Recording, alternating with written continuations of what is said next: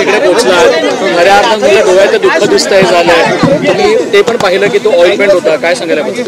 नाही, मुळामध्ये ज्या व्यक्तीने कोणी केलंय त्याचा मी पहिला निषेध करते, या कृतीचा मी निषेध करते। सर्व आमचे शिवसैनिक यांना अतिशय दुःख झालेलं आहे। अगदी रात्री पहाटे 4ला आलं तरी माणसं पोलीस हे असतातच। याचा अर्थ ज्यांनी केलाय त्याला कोणी करायला उकसवलंय का? कोण अशा आजूबाजूला पहारे देत होते आणि तू फेक असं केलंय का? त्याप्रमाणे हे बघा, ऑइल पेंट आहे म्हणजे एखादा जर आपण चर्सी मनोरुग्ण तो ऑइल पेंट का घेऊन येईल? याचा अर्थ कोणाला तरी या काहीतरी असं घडवायचंय की जेणेकरून आमच्या शिवसैनिकांचे माथे फिरतील आणि ते गडबड करण्याचा प्रयत्न करतील।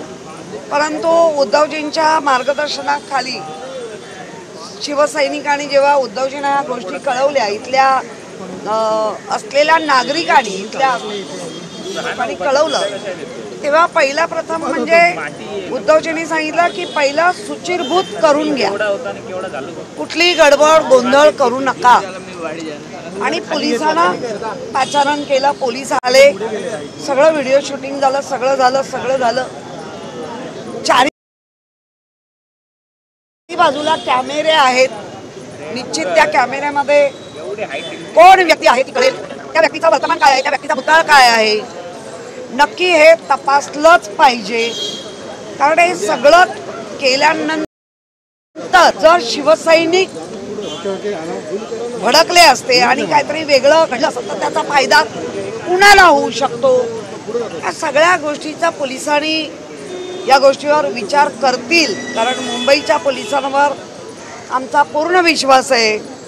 ते नक्की त्याला शोधतील, नक्की त्याच्या मागची काय पार्श्वभूमी आहे ते शोधून काढतील आणि अशा गोष्टीचा आम्ही निषेध करतो। आणि सतत सरकारचा धाक राहिला नाही अशा गोष्टी घडायला लागले। वर जाऊ, आता हे वर गेले म्हणून मला जावं लागलं,